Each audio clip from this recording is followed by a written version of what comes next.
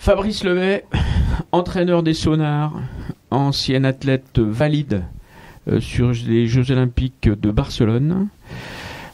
Merci de répondre à quelques questions. Alors, est-ce que tu peux revenir sur cette seconde participation aux Jeux comme entraîneur ? Rapidement. Donc moi j'arrive 2 ans avant les Jeux de Pékin. L'équipage est constitué avec Bruno Jourdain, Hervé Larrand et Nicolas Vimon-Vicari. Donc ça va très vite. Il y a des résultats. C'est un peu en dents de scie, mais il y a des résultats. On sait qu'on peut faire un podium et ils arrivent à Pékin. Ils repartent de Pékin avec l'argent. Mais en fait, elle aurait dû être en or, quoi, parce que dernière bouée sous le vent de la dernière manche, ils coupent le phoque en deux et ils perdent l'or à 1 point, quoi. Donc tout le monde l'avait un peu en travers de la gorge, même si médaille d'argent, c'est bien. La preuve, on s'en serait contenté cette fois-ci. Mais donc c'est reparti sur Londres, mais avec un changement d'équipier au milieu. Hervé Larrand a arrêté la pratique de haut niveau, on va dire, même s'il continue à naviguer en mini-J. Et c'est Eric Flagel, qui travaille au Yacht Club de Carnac, et qui a fait un BE ici d'ailleurs, qui a rejoint le groupe. Donc l'objectif, il était... la direction technique de la FFH, elle a affiché qu'on y allait pour l'or. Bon, moi j'aurais dit un podium, c'était déjà pas mal, quoi. Je pense qu'on peut pas dire on y va pour l'or, sauf quand on s'appelle Ben Hensley, peut-être. Et voilà, donc tout le monde motivé, avec un agenda, un programme de développement technique du matériel. Et puis voilà, quoi, on a attaqué les jeux, la préparation pour l'Olympiade d'une manière tout à fait normale. C'est le mot à la mode, ouais. Normal. Pardon, tu dis l'argent, on y va pour l'argent. Bon, non, tu as eu l'argent, vous avez eu l'argent, ouais. Pardon. Oui, ils ont eu l'argent. Ouais.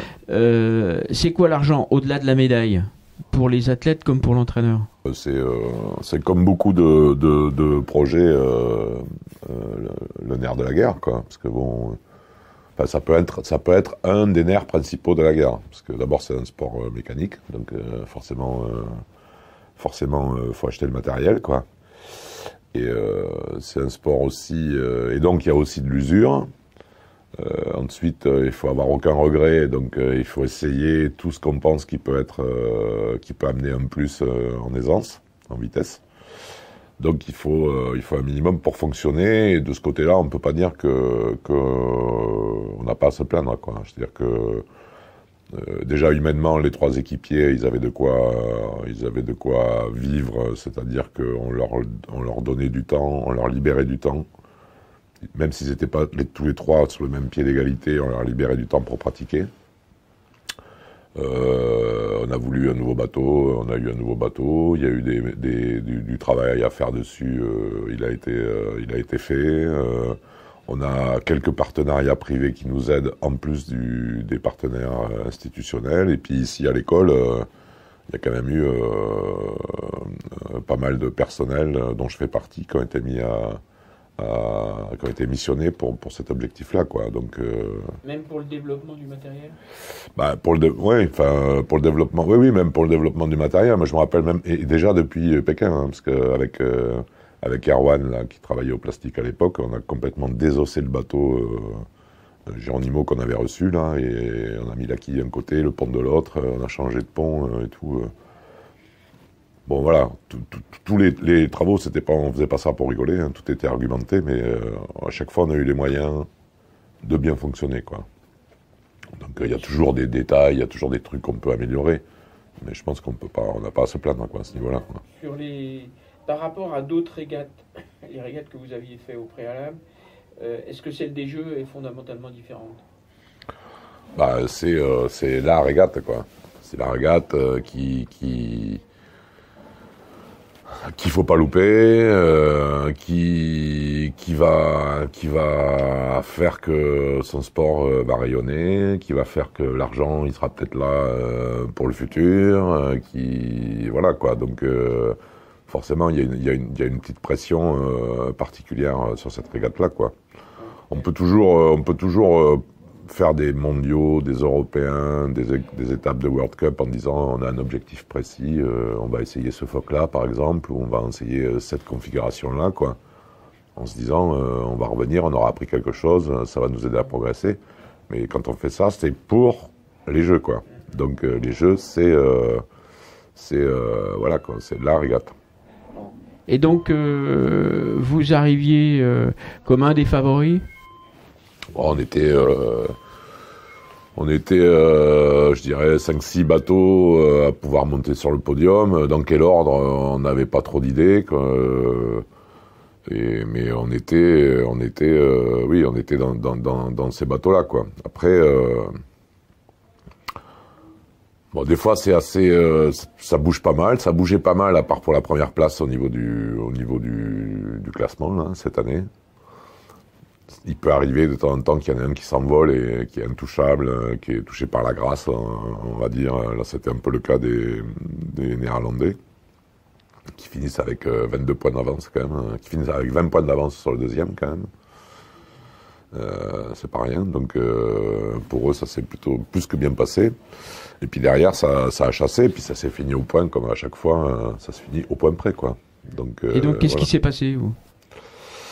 Bah, nous, le tournant des Jeux, c'est... Enfin, donc, on finit 4e à égalité de points avec les 3e. Et donc, comme ils ont gagné 3 manches, les Norvégiens, ils nous passent devant au classement pour casser l'égalité, quoi. On n'a pas trop mal navigué, hein. Il y a 3 manches de 2, une manche de 1, une manche de 3, de 5.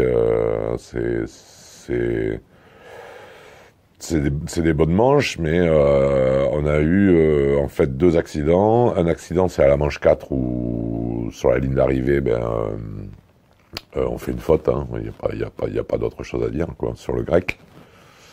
Et ça va payer, on va payer cher parce que, enfin, on va payer le prix, c'est-à-dire c'est la disqualification. Et à partir de ce moment-là, on n'avait plus de joker. Et le lendemain donc le 3e jour de régate, on gagne, enfin, ils prennent des algues dans le safran, parce que moi, ils prennent un super départ à la manche. Ils sont vraiment bien positionnés. Et puis au milieu du premier pré, ils commencent à reculer. Et en fait, à l'arrivée, moi, je vois des algues, quelques algues dans le safran, mais ils ont dû en tirer un paquet avant quand ils ont vraiment reculé, quoi. Et la manche d'après, ils la gagnent, quoi. Mais donc là, ils font une manche de 10, qui rentre dans le classement parce que il a fallu faire sauter la manche de 15 de disqualification de la veille, quoi. Et voilà, donc ça nous sort de la gagne. Et ça met la pression, hein. Une fois, on a été 3e en général, une fois, on a été 2nd en général. Le dernier jour, on est 4e en général. Les Anglais, les Américains, les Australiens se perdent. Mais les Norvégiens naviguent bien. Et le Norvégien, sur la dernière manche qu'on a fait, puisqu'on n'a pas pu naviguer le dernier jour, il passe l'Anglais à la moitié du dernier bord de portant. Et c'est comme ça qu'il attrape le bronze, quoi. Donc, si tu veux bien, on revient sur la discale. Ouais. En sonar, discale qui entraîne un mauvais classement, des soucis. En 2.4, il y a une discale qui entraîne des soucis. J'ai envie de te demander, c'est la Scoumoun ou c'est une mauvaise préparation? Je pense que les histoires elles sont différentes. Sur les jeux eux-mêmes, pour Damien, hormis le fait que de toute façon il a été disqualifié, il a quand même passé presque tous les jours au jury pour essayer de rouvrir. C'était un combat du quotidien et je pense qu'il le reconnaît lui-même. Il a dû laisser un peu d'énergie là-dedans, quoi.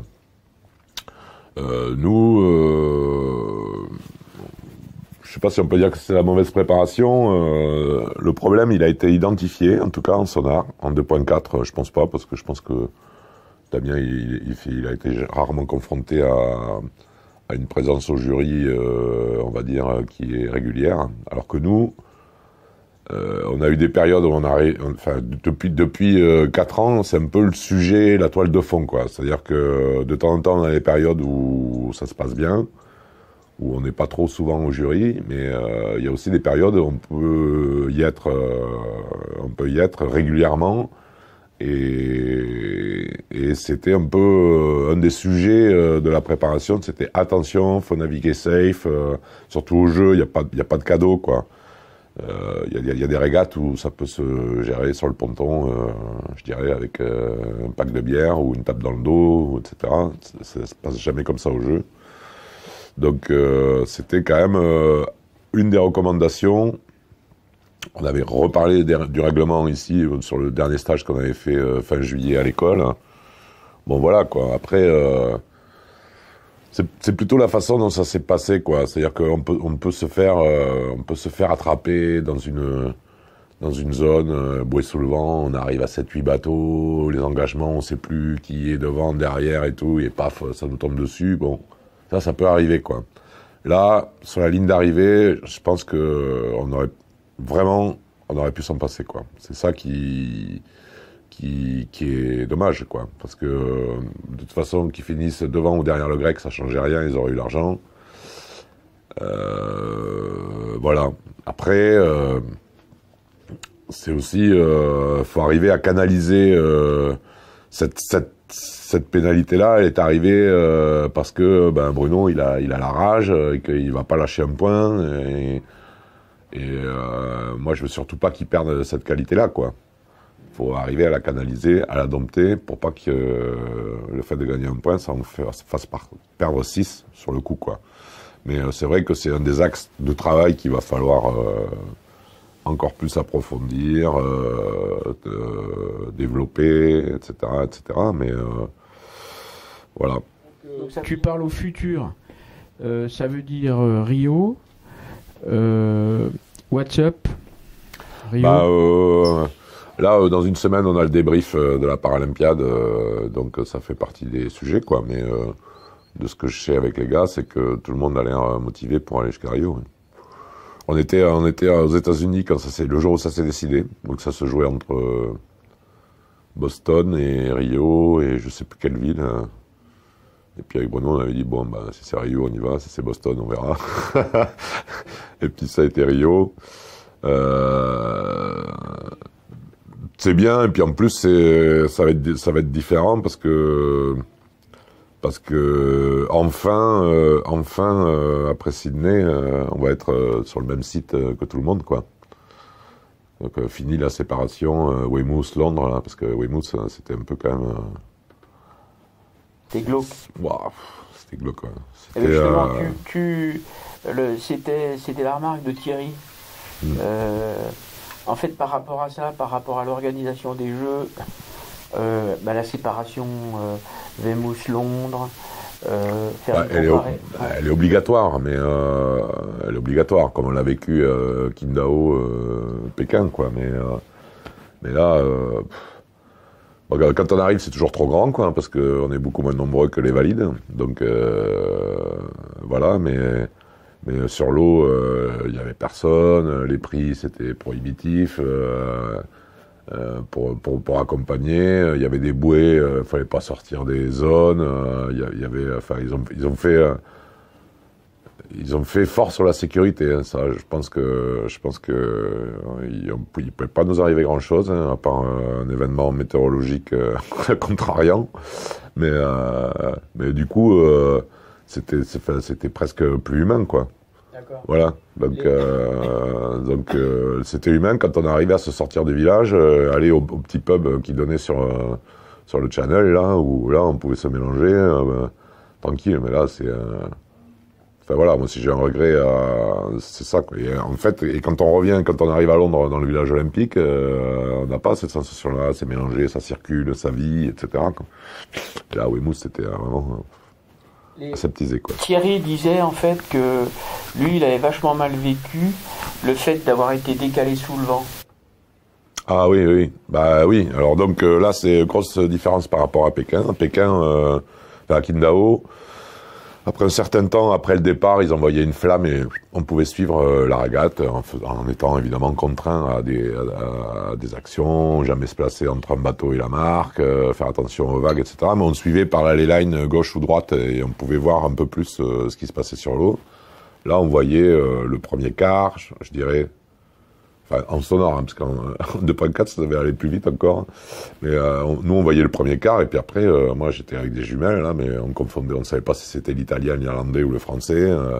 On voyait pas les profondeurs, rien. Donc, ouais, on était vraiment, on était là pour transporter les cirés, les sandwichs, les barres de céréales, et puis voilà quoi, c'est tout quoi. Donc on arrivait à filmer les arrivées, les départs, parce qu'on était voilà entre 50 et 100 mètres sous le vent. Après on voyait plus rien dans la régate. Donc extrêmement, ouais, c'est vraiment, c'est vraiment dur quoi. Donc parce que on a toujours suivi nos athlètes pendant 4 ans.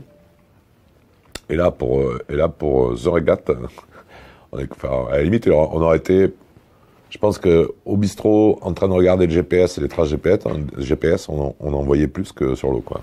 Donc forcément, c'est pas terrible.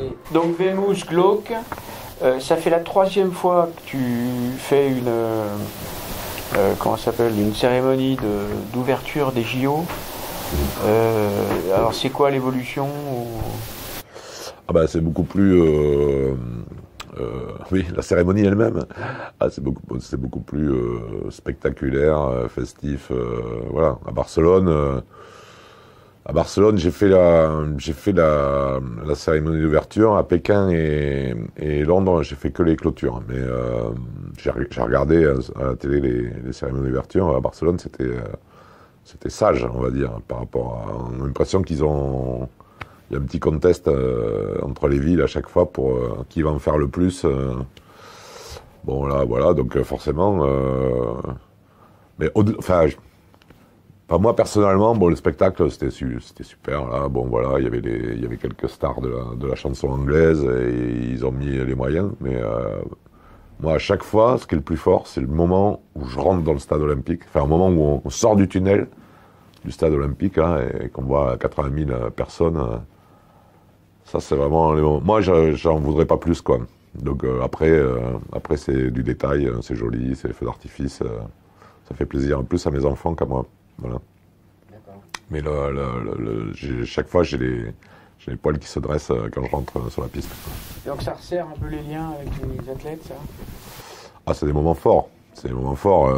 Je sais que nous, c'était un peu chaud parce qu'il y avait 5 heures de bus pour aller à l'ouverture et tout, mais Eric a voulu y aller et je pense que c'était dans son.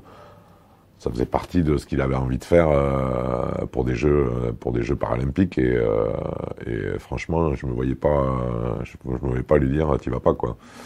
Et tout le monde à chaque fois est allé à la cérémonie de clôture, bien sûr. Aussi, c'est des moments forts et. Bon, les gens, ils s'engagent, ils s'y consacrent du temps, il y a toute une histoire, il y a un package, quoi. Il n'y a pas que la régate, hein. Il y a aussi le décorum, entre guillemets, des Jeux et toute la symbolique, quoi.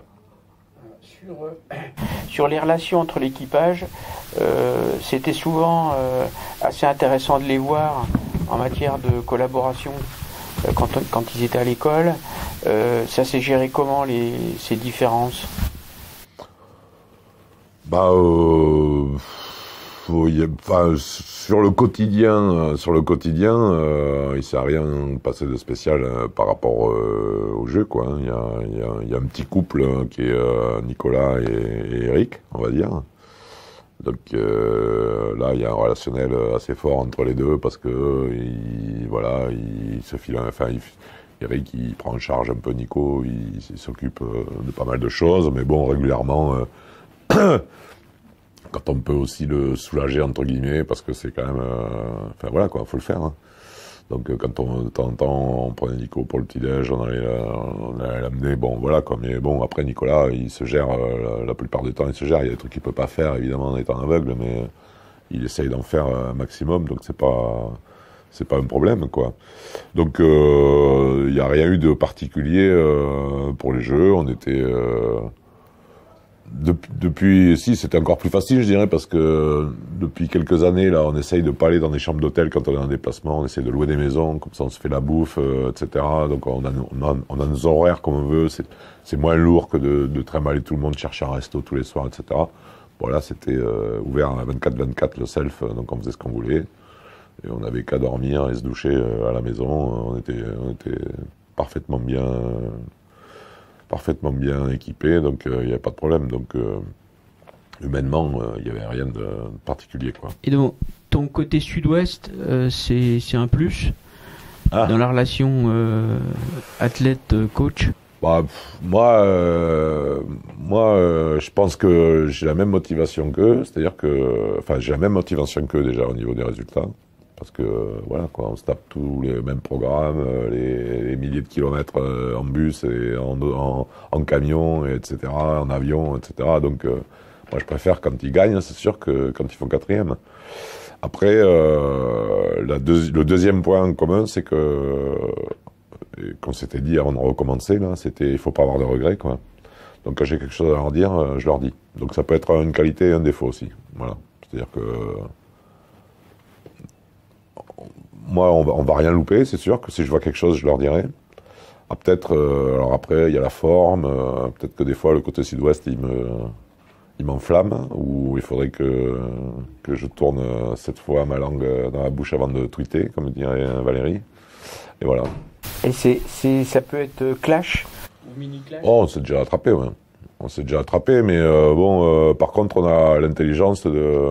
Bah, il y a aussi le fait qu'au bout d'un moment, là, par exemple, on a passé tout le mois de janvier à Miami, entre guillemets, les uns sur les autres. Voilà, on est des hommes, hein. Il y a des moments où on aurait aimé avoir un peu plus d'intimité, de trucs, etc. Donc des fois, ça peut péter, mais c'est pas... c'est pas un problème structurel de fond, je veux dire. Voilà, voilà, je pense que c'est comme des gens qui vivent ensemble pendant enfin voilà, donc c'est normal encore. Et donc le côté un peu serré de votre relation, là, c'est pas une grosse équipe. Est-ce que vous manquez en fait de sparring partner, ou voire même de contact avec les valides? Bah, des contacts. Alors, les contacts avec les valides, ça s'est bien amélioré, là, cette fois-ci, parce que dans les événements de World Cup, on était ensemble, c'est-à-dire que Selford Gold, hier, Medemblik, etc. La régate a été organisée et pour les valides et pour les paralympiques. Donc, non seulement on bénéficiait de tout ce qui est météo, par exemple, qui était mis en place avec David Lanier pour la cellule fédérale. Mais bon, on croisait les marins de la Fédération française de voile, donc ça c'était vachement bien. Après, ici, en sparring partner, nous, si on veut faire du sonar avec la concurrence, quoi, avec un niveau de concurrence qui s'approche du niveau de l'équipage actuel, il faut aller régater, quoi. Il faut aller régater contre les sonars. Alors, on a fait ici, on peut monter des équipages avec Pape, avec Jean-Yves, qui a pris la barre de temps en temps, Jean-Yves Le Desroff. Mais voilà, quand je dirais, heureusement et malheureusement, on n'a pas deux équipages de niveau à peu près comparable en sonar pour faire ici naviguer deux équipages paralympiques. C'est pas possible. Donc, faut mettre des valides sur l'autre bateau. On l'a fait, hein, ça se gère, quoi. Mais on va essayer. Ça va être l'objet de la semaine prochaine d'avoir des axes de travail vraiment très précis quand on fait ça ici, parce qu'au bout d'un moment ça peut être chiant, quoi, tout simplement, quand on va pas sortir pour faire 45 empanages, ça peut servir, mais on va pas faire ça à chaque fois qu'on est ici, quoi. Donc on va essayer de s'orienter sur autre chose. Et d'ailleurs, pour reprendre le début de la conversation, un peu plus axé sur le travail règlement, quand les bateaux se rencontrent, tournage des bouées. Donc on va essayer de mettre en place un peu de match race ici entre deux sonars, quoi. D'accord. Donc en 2.4, alors je crois que la Fédé avait proposé un sparring partner. Oui. Anne-Claire Lebert était venue barrer le... Bah oui, mais bon, c'est pas non plus les mêmes soucis, quoi, hein. C'est-à-dire que, bon, le 2.4, t'en mets un ou t'en mets deux sur la remorque, voilà, quoi, c'est plus facile, il y a une personne, c'est bon, quoi. Le sonar, ça fait 2 camions, 2 remorques, 2 sonars, 3 équipiers à chaque fois, et c'est pas la même histoire, quoi. Donc déjà, d'un point de vue c'est faisable, hein, mais d'un point de vue logistique, c'est déjà beaucoup plus lourd, quoi. Après, nous, on avait une entente avec les Néerlandais qui ont gagné. C'est-à-dire que on faisait les échauffements, des entraînements, on est allé s'entraîner avec eux un peu avant Medemblik. Ils nous ont invités à Weymouth en septembre l'an dernier pour faire un stage. Donc nous, on s'est débrouillé comme ça, quoi. Donc c'est avec des adversaires directs avec lesquels on est concurrent pour les médailles. Mais c'était voilà quoi, c'était la solution qu'on avait trouvée, quoi.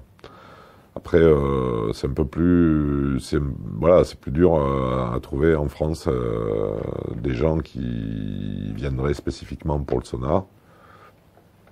Je pense qu'à l'intérieur de l'école nationale, on doit pouvoir monter des équipages qui sont capables de tenir la dragée haute à Brno, quoi. Mais sachant qu'il y aura pas, ce sera pas, c'est forcément des gens qui en ont des bras, des jambes. Mais bon, ils vont vite, hein. C'est pas un souci, quoi. Mais encore une fois, ça va être le sujet de la semaine prochaine. On va vraiment creuser cet aspect-là des choses. Je pense